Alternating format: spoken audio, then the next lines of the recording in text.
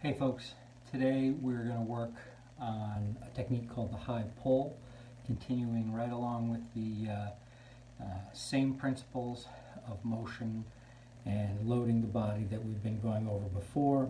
Make sure you go through the checklist every time you do an exercise, whether it's new or something you've been doing for a while. Folding at the hip, core fired, shoulders seated. When you push, you're going to drive into the heels, keep the knees still. Let's go with this next technique. The high pull, sometimes I think it should be called the high push.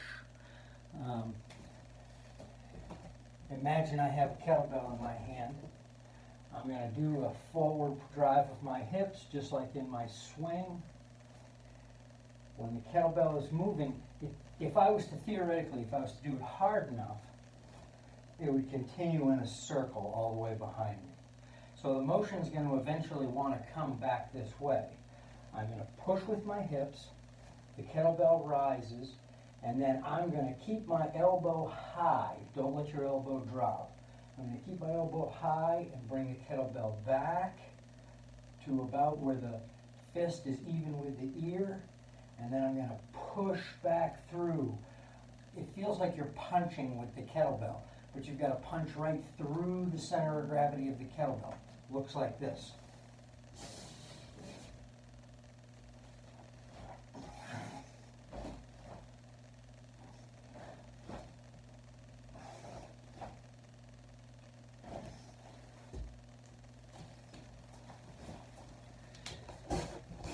Sometimes it's easier to do with a pair of small kettlebells because it's symmetrical. When you have one, it's going to try to putting that asymmetric load on the body. You have to stabilize against it. So it's actually more difficult with a single kettlebell. Two of them will sometimes give you the form, allow you to dial it in a little bit better. On the way up, you can pull, but you're not going to pull real hard. It's kind of, the motion is that almost like starting a lawnmower, right?